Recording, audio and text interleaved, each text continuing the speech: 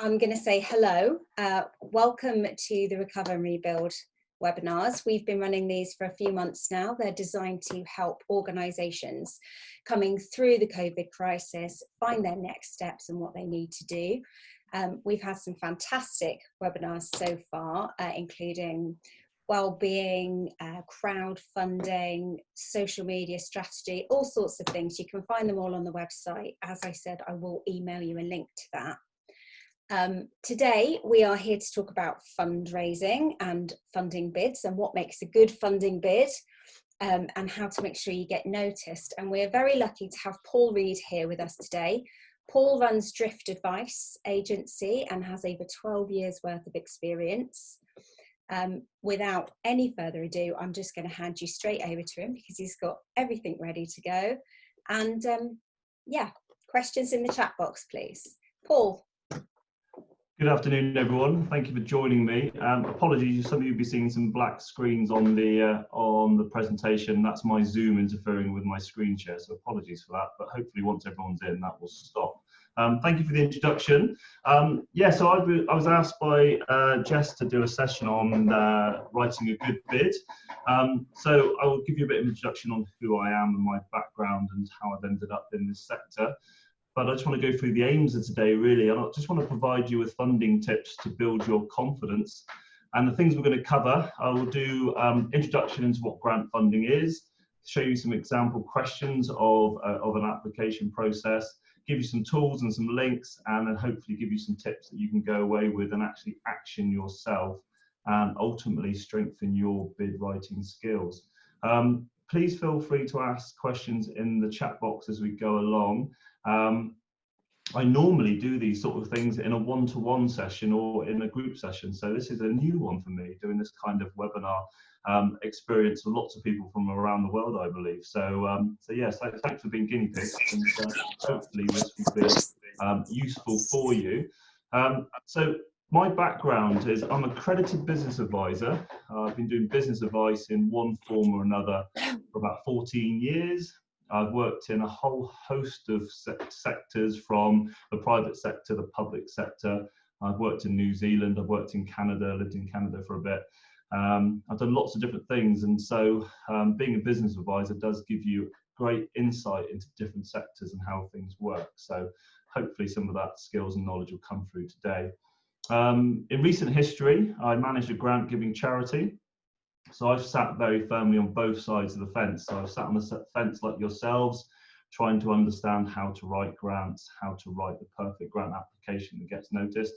And I've also sat on the other side of the fence as a grant funding officer, manager, giving out grants, reading grant applications. So yeah, I'm not sure which side I prefer, actually. They both have their unique different challenges. And in my experience, I'm about 10 years into my charity and social enterprise sector experience, and in that time I probably helped bring in a few £1 million into Plymouth through different grant giving opportunities, a mixture of small grants to large £500,000 grants. So it's quite a range of different grant application processes that I've done.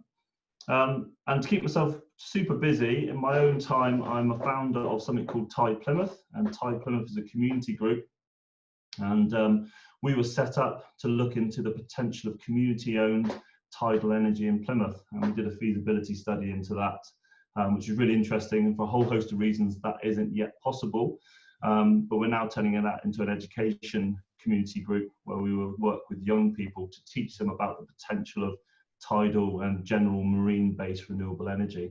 And so I'm currently writing a funding application for them, so I try very hard to practice what I preach, but also fall into bad habits like other people. But it's a good process to go through writing bid applications, because it helps you really understand what your project's about and what you're trying to achieve. And I've just put there, still learning. I'm like everyone else, I'm still very much learning. I don't know it all. I still get surprises. I still unearth weird and wonderful grant organisations that I've never heard of. I get asked about weird and wonderful questions on a weekly basis that are new to me. So like everyone else, I'm still learning. So hopefully you will learn something from me during the next, I think, about half an hour, 45 minutes, however long we've got. So that's a bit of insight and a bit of background into myself and the history that brings me here today. So I thought I'd start with the basics, because obviously I'm not sure what everyone's skill set is or level or knowledge that you will have. I appreciate there's a few of us in today, so it might be a different range of skills from people who maybe haven't applied for a grant before or applied for funding through to people who maybe been successful before. So I thought it'd be right to start with some basics really, and the obvious basics, what are grants? So I've taken the first paragraph here for something called NCVO, which in the UK is the National Council for Voluntary Organisations. And they describe it as grants are types of funding offered by grant-making bodies such as the National Lottery, charitable trusts and foundations, but also be aware that some public sector organisations such as local councils, NHS trusts and even police bodies will give out grants during the course of the year. So sometimes, you know, the advice from that would be look out for other areas that aren't always obvious to see where you can get funding from. And also local councillors. So again, I can only comment from my experience within the southwest of England, but local councillors have community pots which they can distribute to community groups, charities and social enterprises. So sometimes if you're looking for smaller sums of money, it is useful to look outside the box and speak to people like councillors and politicians and things like that to see if they have any community funds that they can distribute in your local area. And then of course, there are global organisations. They've listed here, for example, Virgin, Shell and GlaxoSmithKline as examples of bigger international bodies that have grant funding opportunities for people. And I guess that's where my obvious limitations are. I've not worked with an international funder on a funding application yet. Mine's all regional and national, unless of course you class European funding, I suppose. I've done a bit of European funding in my time. So grants are great and they have some obvious advantages. And the main advantage is, in a sense, there's no repayment. This is different to a loan, it's different to social investment. If you convince a funder that you're the right person or organisation, they will give you money to deliver on the project that you've identified, and you don't have to pay it back, unless of course you mess it up, and then there's obviously some clawback things. So obviously you don't want to mess up your grant project to the point where they maybe ask you to return it because you haven't done it correctly. But 9 times out of 10 there's no repayment. In a sense, some people describe it as free money. Personally, I wouldn't call it free money, because the time that it takes to put the research, the project planning, the application process can take, in some cases, months to put together. So never see it as free money, but it's definitely money that you can get. But obviously, there's no repayment issues, and in some cases, the evaluation process of grants is also limited as well. So there's an obvious advantages there. And grants are useful as well if you're looking to do something innovative or risky. So if you're a social enterprise and you've got a unique startup idea, there is potential to find a funder who will share your vision and share your bravery to do something which is deemed as risky. Whereas often loan funders and social investors maybe shy away from risky initiatives, whereas certain grant funders sort of take on the challenge. So for an example of that, in the UK, there's something called the Paul Hamlin Ideas and Pioneers Fund, and that's set up to support social entrepreneurs who have got something risky and want to do something deemed as pioneering. So there are funds that are out there for those sort of more risky ideas. So it can cover costs before income generation starts. So again, if you're a social entrepreneur and you're looking for startup funding, organisations like Unlimited, for example, will potentially give you some money up front to try something new. So there's opportunities there.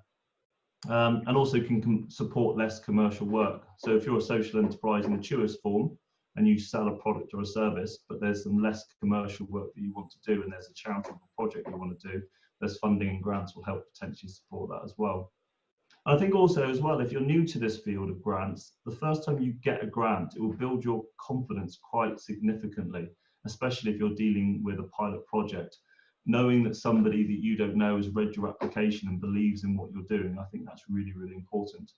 And it makes your idea more credible. And there's no coincidence that you will see certain organisations have multiple funders funding the same thing. It's almost a bit like a snowball or a domino effect. If one funder does it, another funder might believe in what you're doing and also support your idea. So some obvious advantages. Some of the disadvantages are they're often short term. So you might be looking to do a pilot project that runs for 6 months, but you might struggle to find funding that then allows you to do something for 3 years or even further afield.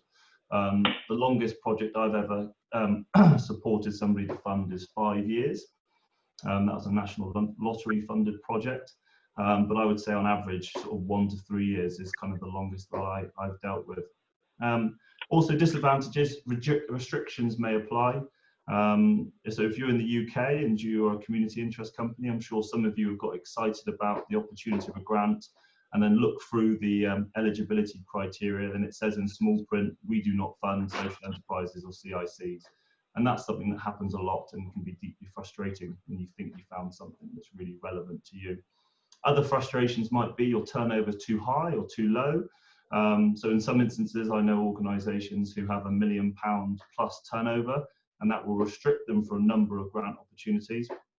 And then also location restrictions. Again, you might see something that looks really compelling, and then you find out that you're not in the right postcode or in the right city or the right town. So there are frustrations with grants when you think you found the right one. It's incredibly competitive. I can only vouch for the UK, so anyone else in other countries who's in on this webinar, I'm not sure what it's like from where you're from, but in the UK it's very competitive, and I feel it's getting more competitive as well, and that's why I think trying to sharpen up your applications is incredibly important. Try and put yourself ahead of the game. Often project specific, so what that means is, so you might be an organisation that's been going for 18 months or something like that, and you just need a bit of core funding to deliver your work. Often funders only want to fund a project that has a defined start, middle and an end, defined outputs and outcomes. So that can be frustrating, trying to understand how you can spin your application to get core funding out of it. Application process time can be mind-bogglingly long. So some of the longer ones that I've worked on, you could be 6-9 months into the process because you've got a stage 1 and a stage 2 process, as well as other in-between questions and answers. So it can be a long-winded affair. People ask me, what are the quick wins in terms of funding? Personally, from experience, I wouldn't look at funding as a quick win. I look at it as a part of your overall income strategy that you plan out and you allow for long-winded application processes. Obviously, the one we spoke about already, you're not always eligible. And grants can cause mission drift. So I don't know if you're familiar with the term mission drift. It basically defines an organisation that had a mission and then it's quite literally drifted away from it. In the sense, so I worked with a charity in Plymouth that started up, for the sake of argument, 15 years ago as a charity to support the unemployed, and 15 years later they're doing support with disabled individuals, they're doing heritage projects. So they've gone from here and they've just drifted off into this myriad of different projects following funding. When it works, it brings in a lot of money. When it doesn't work, you just create this really big beast of an organisation that struggles for identity. So I think being true to your vision and trying to stay on vision is incredibly important. So where to find grants? So again, apologies for anyone not in the UK, this is quite UK centric. In the UK, there are 3,500 grant funding organisations on a number of different databases. There's probably more than that in total, but they're the ones, that's the kind of figure that I've been told and familiar with. You'll never know them all. I've been doing this for 10 years and every week I find this weird and wonderful grant trust that's been set up or it's been hidden away that gives out decent sums of money for people. So how do you find them? Again, in the UK, and for anyone not in the UK, it's probably still worth having a look. There's something called Funding Central, and either Google it, it's hyperlinked here, so when we send the presentation through to you, you can just use the hyperlink. But Funding Central is a free search system for organisations whose turnover is less than £100,000 from memory. If you're over £100,000, then it's a nominal price, it's not too expensive. But within that, you can talk about who you are, what your organisation is, what you do, what your location is, what you're looking to fund, who you're looking to help. And it gives you a result system based on those criteria for funding opportunities. It's useful, it's not perfect, but it's definitely useful. The obvious one as well, Google and other search related engines, it's always worth doing a search on funding for a certain criteria. So for example, the environmental project that I do, from time to time I just Google environmental STEM related funds and to see what comes up. I don't know if any of you have heard of Google Alerts. So Google Alerts is a really good system where you put keywords into the Google Alerts, and then it basically searches through the internet and gives you loads of resources, blogs, news articles based on your search criteria. That's another way to find out about potential press releases or funding opportunities. Again, in the UK, you can search the Charity Commission website, and you can search by grant giving organisations. And then from there, you can find some of the more obscure grant giving organisations within that. So for example, in Plymouth, I did a search to find out what grant giving organisations there were in Plymouth.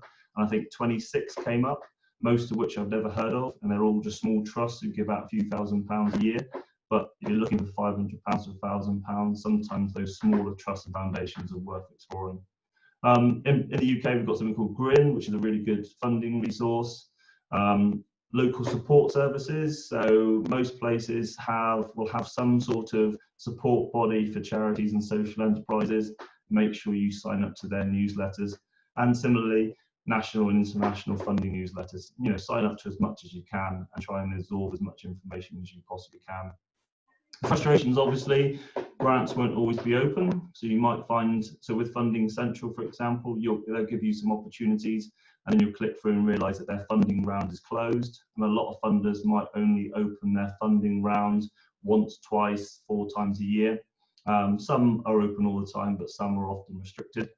Another frustration is funding pots come and go. So people will say, I heard of this funding pot that did X, Y, and Z. You do the research and then you realise that the funding pot was only available for a 12-month period, and then it's gone. And then one of the issues is as well, for anyone who's new and starting up, finding funding as an individual is incredibly tricky, well, at least in the UK anyway. So you'll find within the criteria that, again, you might read a load of positive stuff and then it would say in the small print, we don't fund individuals, or they only fund certain legal structures. So bear that all in mind when you're searching. Think about your own circumstances as well, and try and weigh up realistically, does your status, i.e. your legal structure or the fact you're individual, warrant the time it takes trying to find the right funding pots? Is your time better spent on other things?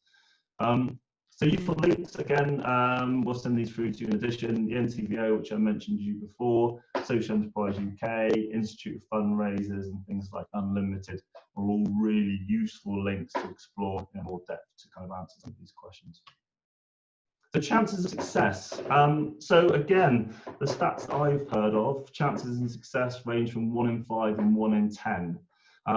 It is challenging. Stay motivated and don't give up. Again, I've worked with numerous people who have great ideas and then one application has failed and they almost give up too early, which is a real shame because their ideas sound, they just haven't found the right funder for them. And things that you should do within your responses is be very clear on your response to the questions. Make sure you understand the question as well when you're answering it. Be passionate in your writing, and this is tricky. So I write funding applications for other people, and I can write a very credible application and all those sort of things. But sometimes I lack their passion because I'm writing it secondhand from what they're telling me. So I think if you can write it yourself and you can get your passion across, that makes a massive difference in what you're doing.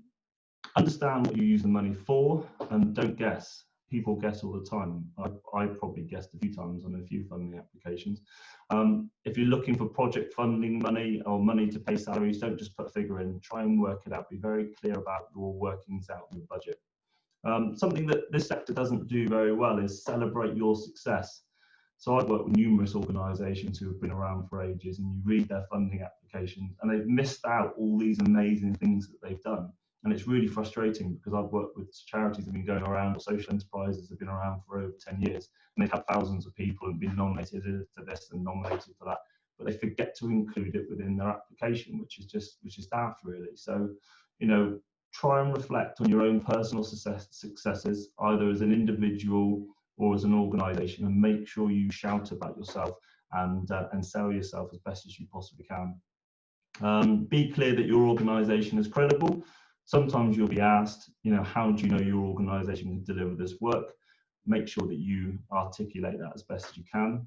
And I think be organised as well. I have a spreadsheet of funding opportunities that I keep a record of, either things that I've applied for or things that I found, or funding application opportunities that are closed but are going to open in August. I put it all in one central database so I can be very clear about where funding is coming from, where it's going, and also use it as an opportunity to put lessons learned. So if you do get feedback, use a central spreadsheet to put down the feedback that you've got so you're aware of where you can improve for the next time. Call funders, ask questions. People don't like doing it. You can phone funders. If you've got a phone number, have a chat.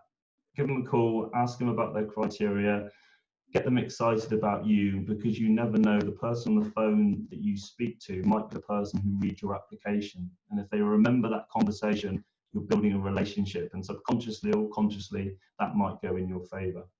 And also, in the same breath, follow up with funders if you're turned down wherever possible. Funders are notorious for not telling you why they haven't funded you. So if there's an opportunity to phone them, give them a call and just say, look, I've had this email or had this response, can you give me a bit more information? The answer might be no, but if they can explain in a bit more detail about what you did wrong or what they didn't like about what you were doing. That can be priceless. And the mistakes that people make, believe it or not, people don't answer the question. And the amount of times I've read funding applications and I've read their response to a question, I'm struggling to understand how they believe that their answer answers the question. So one of the issues you have with funding applications is that people write a question, but within that question there's multiple questions, so that can be an issue, and we'll talk more about that shortly.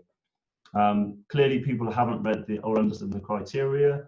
So again, I've read applications for funders where the person applying isn't eligible. So the person's wasted 10 hours writing an application, for example, for something that they're never going to be able to get money from because they're not eligible for it. Also, people don't use funders' language. And what I mean by that, if the funder says, tell me about your beneficiaries, use the word beneficiaries back at them.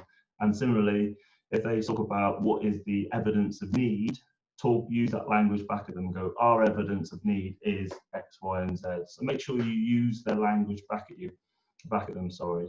And some funders will request that you do that within the criteria. They will say, if we use this language, please use this language back. And also people don't research their needs. They sort of kind of almost make it up, which is frustrating. You can often tell when you're reading people's application. And what I mean by that is, if you're saying that you want to help disadvantaged children from a certain area, what is the evidence to show that those people are actually disadvantaged, and it's not just you guessing, for example. People don't explain how people will benefit from the work.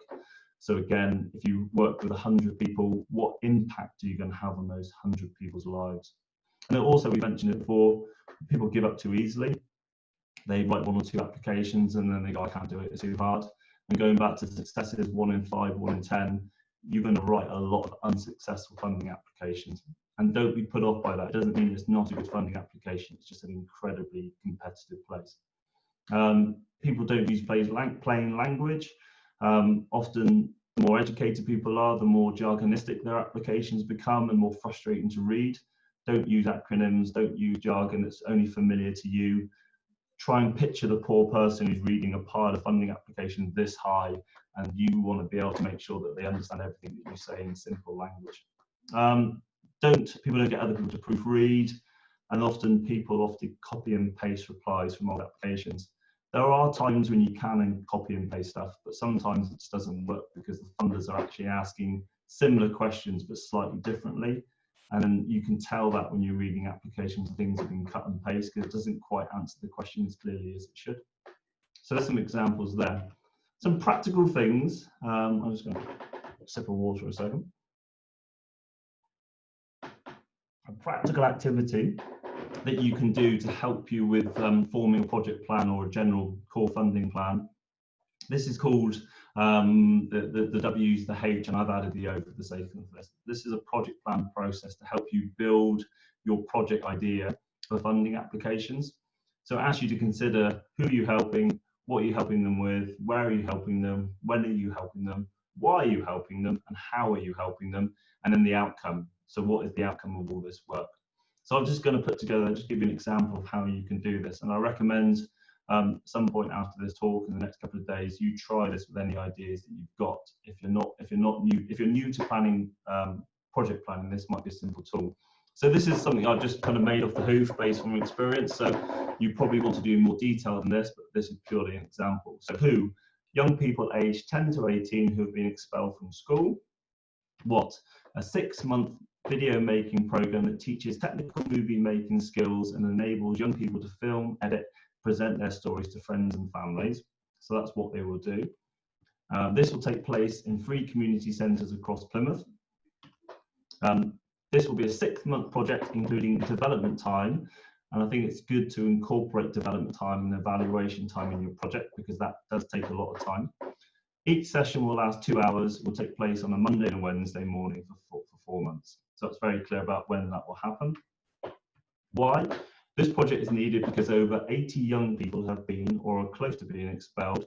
Statistics show that these greatly decrease their chances of securing long-term future and almost certainly stop them from attending university, for example. So there's an example of why. If I was a funder and I just read that response, there's not enough detail there. If you were writing that why into an application, I would want to know where you've got that 80 young people, what statistics have you got to back that up, where have you referenced that from, and then obviously statistics that show that they're greatly decrease their chance of securing long-term work. Again, you would need to evidence that in some sort of statistical backup or research, etc., etc. But this is just a summary document, really. And then how? Work with local universities to find student work volunteers to support the programme. Also approach local professionals to teach one of the programmes and apply to 4 to 6 potential funders to fund equipment, planning time, room rental and volunteers. Again, that's a quick summary of how you might go ahead and do this. And then the outcomes of all that work would be something along the lines of young people report an increase in confidence to share their problems, young people reduce their level of isolation, young people feel inspired to enrol in formal education.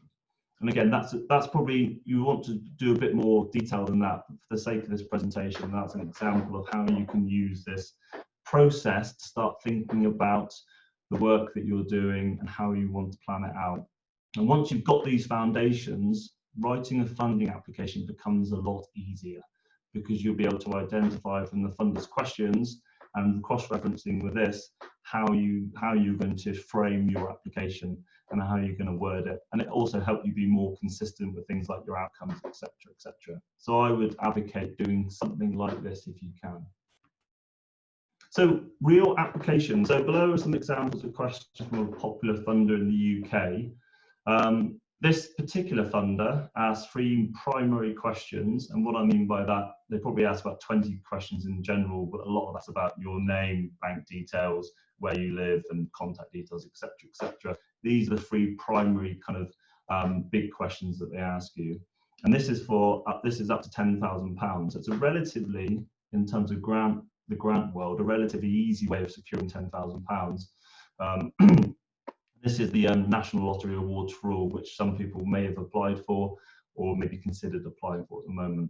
So what they do, the lottery, like a lot of funders, they ask this one question: what would you like to do? And you've got 300 words to complete this question. What they also do is ask you a load of sub-questions. So these are the sub-questions. So what would you like to do? What difference your project will make? How long will it last? How will people know about it? How you plan to learn from it and use the learning to shape future projects? Is it something new, or is it continuing something you previously worked on? Which is fine. I mean, there's no issue with that. But anyone who's written funding applications, trying to answer all those bullet points of 300 words is extremely difficult.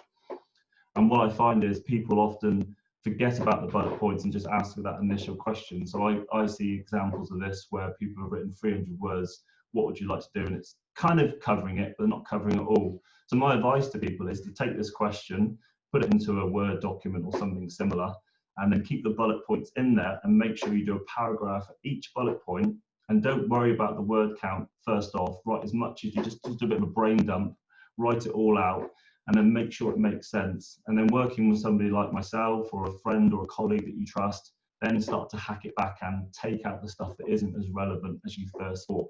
But I think it's useful sometimes to write more initially and then bring it back to the 300 word count. But I think the primary learning from this is make sure that you address every single one of those bullet points, because people don't, and the funders ask those questions, so you need to make sure you do that. What's also good about Awards for All application is that you talk about their funding priorities, and this is becoming more apparent in most trusts and foundations in the UK, for example, where the funder will go, how does your project meet our priorities? So these have 3 priorities, and this is the priorities that this particular funder sets.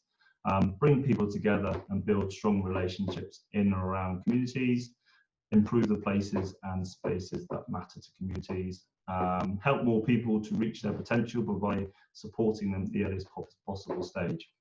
Another mistake that people do, because you'll note here it's only 150 words, is that people seem to think instinctively that if they say they're going to hit all three of those priorities, they're more likely to get funded.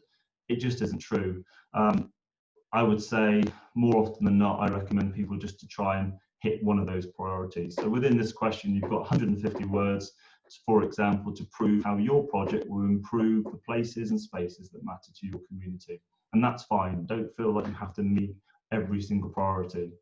As a slight curveball, some funders might say, please choose 2 of our priorities out of 10 or something, for example, but they'll probably give you more word count. So I think from this, just be mindful of this and just be really clear in your head how your project or your organisation or whatever it is you're doing fits with their funding priorities, and be creative and see how you get on. And the final question from this particular funder is, how does your project involve the community? And this is, for this funder, relatively new within the last 18 months. They sort of asked this question more directly. And basically what they mean by this is that they don't want a load of people to write funding applications and go, I've been doing this for 10 years, I know what my community wants, I know it all. What they want you to do is do some research to illustrate that you've spoken to your community and that your communities help shape your idea or your project. And it's not too dissimilar to the private sector, where a new company is starting up and it has to do market research to prove that their product or a service has legs. So it's, in a sense, you're basically finding out from the community that what you're doing will be used by them. So I put here below a list of examples that they provide you, that they want you to sort of prove that you've done. So whether you're looking for funding or not, I think there are examples of good practice. So you should be doing this anyway, really. So obviously simple things like having regular chats to community members via personal social media, regular surveys, and we all live in a world now where you can set up a Gmail account, access Google Forms, create a survey within 10, 15 minutes, release it through social media. You can collate that information in Google Sheets for free, make some fancy pie charts, and that will help you evidence that your community project has been developed. There's kind of no excuse for not doing this, really. Setting up steering groups. So I've been working with a skate park in Plymouth, and they're looking at this funding application, and they decided to set up a youth steering group. So I think it was 5 to 12-year-olds who use the skate park. Those 5 to 12-year-olds used to meet, maybe not as young as 5, whatever the age was, used to meet every other month, I think it was, to discuss about the skate park, the needs of the skate park. And the evidence that they gleaned from that steering group was used for a funding application, and they were successful in securing £10,000 for redevelopment of a corner of that particular skate park. So if you haven't done these things or haven't considered it, it's really, really recommend you do it, whether it's for this funding or another funding or just for general business planning. It's just good practice. So that's kind of me coming to a sort of end in terms of this presentation. I'm going to go through some top tips, really, just to sort of summarize what we've talked about, and hopefully there's a range of questions in the chat box that we can continue with afterwards. But we'll go through this first. So we talked about this already. Check you're eligible. Sometimes eligibility on funders is really easy to find, sometimes it's not. You're finding now that more and more trusts and foundations and bigger funders have a 20-page, 30-page guidance document, which, to be fair, is hard to go through because it's quite long-winded. But even if you scan read it, and whether you print it out or you mark it in PDF, just make sure you highlight the bits most relevant to you, and obviously eligibility being one of them. Make sure you stick to the word count. Some funders will have online processes where it's hard to ignore the word count. Other funders will say, please don't write more than 2 sides of A4, for example. If you write 2.5, you're not going to be successful. Stick really, if they tell you to do a certain thing, make sure you do it in the way that they ask of it for you. Make sure that you're ready to apply. I mean, this might seem odd. Some of you might have heard the term grant ready. One way I ask people if they're ready is, for example, if somebody comes to me and goes, I need £15,000 to do X, Y, and Z, I would say to them, right, here's £15,000, what are you going to do next? If you don't know what the next steps are, the chances are you haven't planned your project thoroughly. So ask that question with yourself. If you're looking for funding, what are you going to do with that money? quite literally from day one through to whatever period that the project or the funding runs out. So think about those things, and that exercise that we did recently with W's and the H and the O will help you get your project to a point where you are grant ready and ready to apply. Avoid mission drift. We talked about this already. I think this is really important. If you've got a strong vision or a strong mission, make sure you stick to it.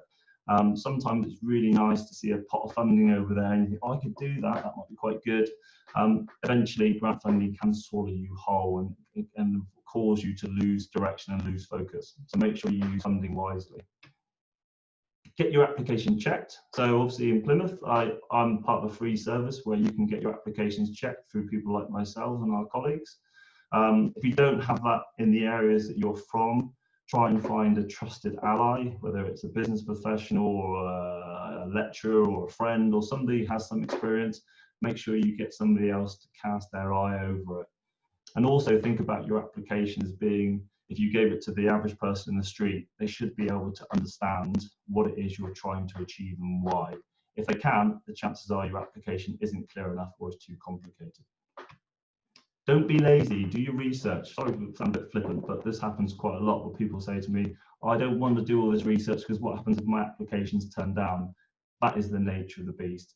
To be competitive in the grant space, you need to do your work and do your research and understand your statistics, understand your beneficiaries, understand the impact that you're going to have. I think it's really important. And too often than not, you read applications where the person who's written it and you can tell they're being lazy and they can't be bothered to do the hard yards. Understand your costs, draft the budget. Again, use some sort of spreadsheet to do this so you can keep track of all your budgets. It's something, if you're doing it for the first time, your first budget won't be your best. But if you do this over a period of time, over a number of years, your budgets will get better because you'll start to learn how much it costs to do certain things and your budgets will become quicker to do. And also, it's a good way of demonstrating good value. I think that's important.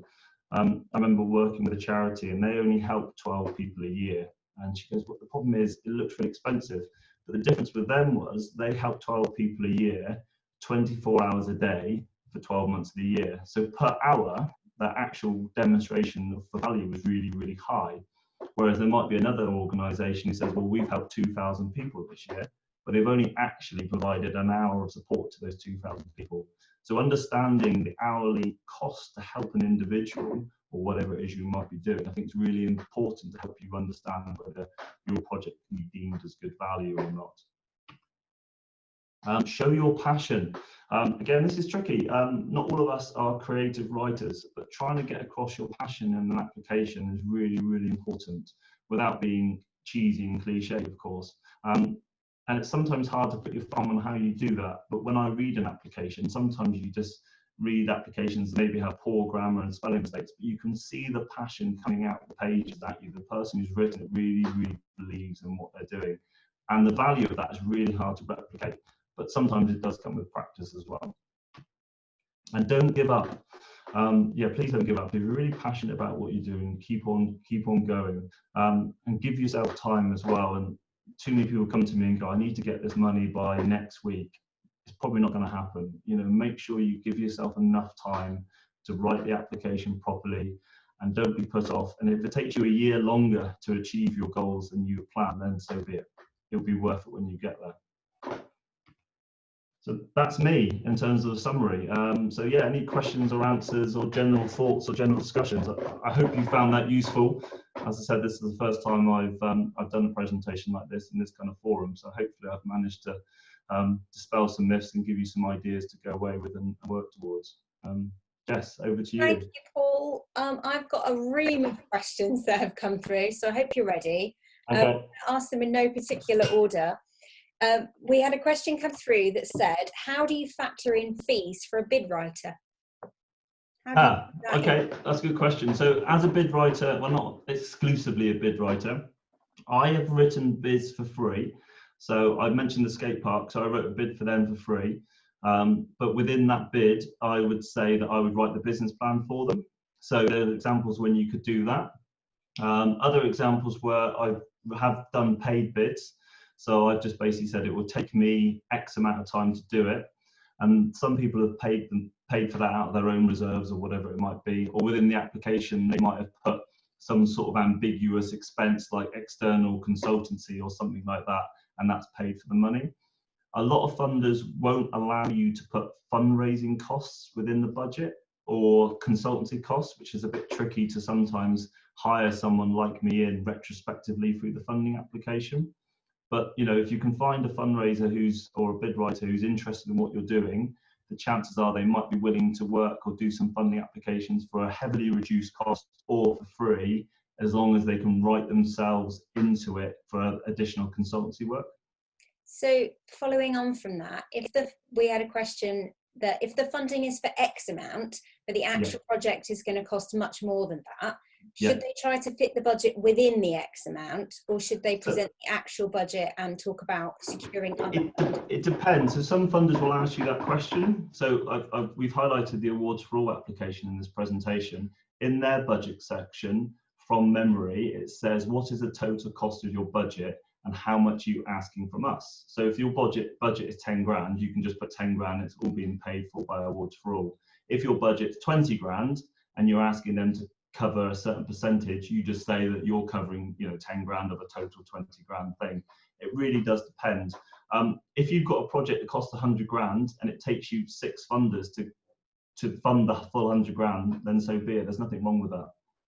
Okay, and you mentioned communities. So when a funder talks about a community, are they only talking about a geographic community, or could you argue that young people or educators would be a community in their own right? Yes, I think you can. So again, there's no golden rule with this. All funders are so different. So there are funders who say that we want you to work with your immediate community, and that could be as little as your street. So there are some funders who will only fund activities that happen on your street or the neighbouring street. So in that sense, your community is literally your immediate community. Other funders will say just define your community. So if you define your community as young people aged 10 to 18 across the UK, that is your community in that particular context. Great. And you recommended making contact with the funder in advance of the bid. What should people be contacting them for? Do they actually have time to talk through ideas, or is that wasting their time? Some do and some don't. I've had mixed experiences from it, and this is where you'll learn, to be honest, from experience. I've mentioned there's thousands of potential funders, so I don't know how all of them are going to respond to you. Some have been really positive, some have been great. Thanks for your call. Yes, so if you're asking about eligibility, for example, so sometimes there's issues around in the UK where you've got a CIC limited by guarantee and limited by shares. Sometimes you might just phone and get some clarity around that.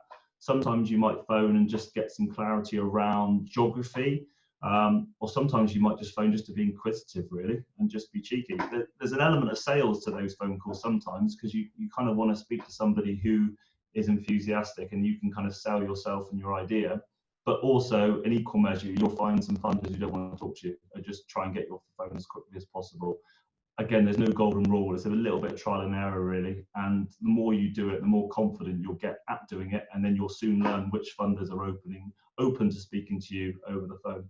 Okay. And afterwards, we have a question that says, do we follow up with the funder if we haven't heard back from them?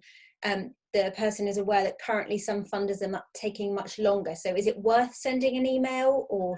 I think it is. If you've got a contact, I think there's no harm in doing it. I think there's this nervousness that, if I pester them, they're going to throw my application in the bin. I haven't seen any evidence of that happening. So I think if you're, for example, I use the lottery, for example, they've said during this COVID-19 period that they're going to get back to people within 3 weeks. I know people have been waiting 6 weeks and they're about to pick up the phone and chase them up, because that's twice as long as they expected. And they're ready to go. They want to deliver these projects that are going to reach the most affected people within our region, reference to COVID. So they need to know whether they've got the money or not. So I don't think there's anything wrong with following up. I mean, if it's a day later, maybe don't pester them. But if it's a couple of weeks later, I think it's worth following up and just asking the question. Again, the worst they can say is, sorry, we've got nothing to tell you. Okay. And with relation to the COVID, somebody's mentioned that a lot of funds at the moment do seem to be allocated to COVID-related projects. So when you're writing your bid, does it make sense to try and tailor it slightly towards COVID, or not really? If it hasn't got anything to do with it, should you just leave it not to do with it? If your project, you can't credibly relate it to COVID related activity, then I wouldn't apply for a COVID related fund. But again, speak to somebody like myself. I mean, there's been a couple of people who have come to me and we've spun it. We've used a bit of creativity and go, well, actually, why can't that be COVID related? So, you know, you can play the game a little bit, and there's a little bit of spinning and game playing when it comes to grant funding, to be honest. And don't feel guilty for that, because you're fundamentally getting money to help people. So, you know, learn to play the game a little bit and get a bit of creative spin.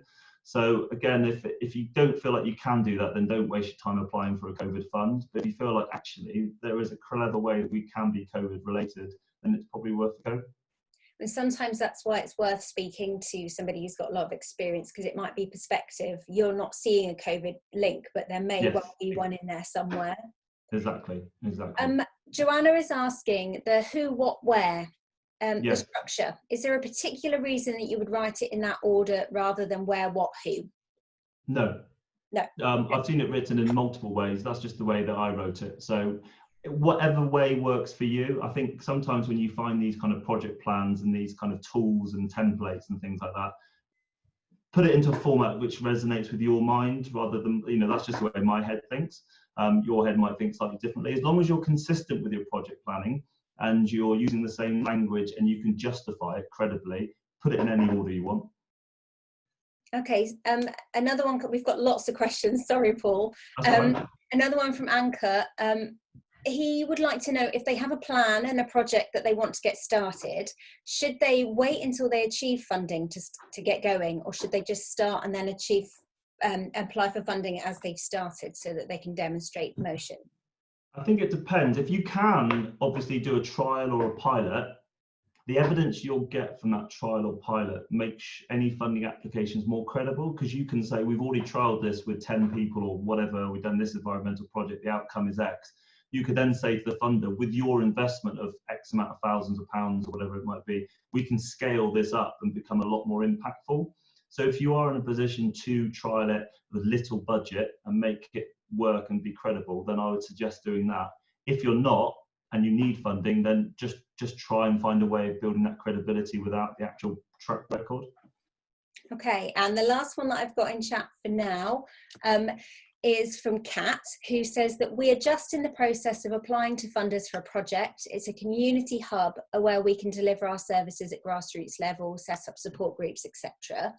They've secured a building and it's an ongoing project, but she's finding most funders, when they're applying, they want an end date. But she's hoping for it to be successful and to last for years. So how does she go past that? How does it lessen her chances with funders if they're preferring a short-term project and they want an end date? So she's a bit confused about what to write. Yeah, of course. So without knowing how long the overall build time would be, and if I've understood the question correctly, from my experience of anything building related and people who are going to multiple funders, you could phase the build.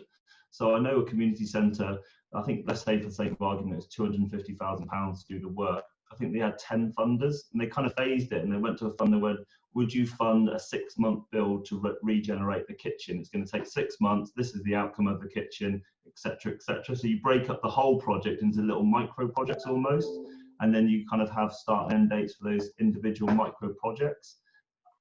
Potentially how you could do it. I mean, without knowing more about the building and the overall costs and the time scale of the work, it's hard to know for sure. But if I've understood the question right, that's how I would potentially do it, is phase the work and then they become individual micro projects. Rather than just applying for the whole project. Yeah, I mean, obviously, if you can find a funder that will fund the whole thing, fantastic. That'd be amazing, wouldn't it? I mean, it depends on. I mean, that's obviously the dream. I mean, it's a lot easier to manage one funder than manage 10 funders, because each of those funders are going to want you to evaluate how you spent the money. So that's more administration, that's more time. So the dream, yeah, one funder would be amazing, wouldn't it? If you can't do that, then don't be scared to break it down. Great. That's been amazing. Thank you, Paul. There are lots of people saying thank you. It was a really helpful presentation. Are you happy for us to share your information with everybody afterwards? Yeah, I think I've actually got it here. So I should go on a slide, shouldn't I? There we go. That's me. That's how you can get hold of me. So yeah, so I'm available. I don't know how this works really. We're happy to do a follow-up if people want to do a follow-up with like specific questions. If there's like, people have got we could do a question and answer session if need be. It's up to you, Jess. You let me know what kind of feedback you get beyond this, and if there's need for a 45-minute question and answer session. Rather, it doesn't mean me just talking for 50 minutes and other people can get involved. Then I'm happy to see if we can build that in. That's brilliant. That's really helpful. And I will drop everyone an email after this session, and I'll put your contact details in there as well. So if anyone wants to reach out directly and seek your support personally, they can do that as well. Great. Good stuff. I'm glad people found it useful, and yeah, thanks for listening. That was brilliant. Thank you, Paul. And thank you, everyone else. You'll receive an email later. Don't forget to check the other webinars that are on the Recover and Rebuild webpage that I popped in chat a little while ago. Have a good day. Okay. Cheers, everyone. Thank you. Bye. Bye-bye.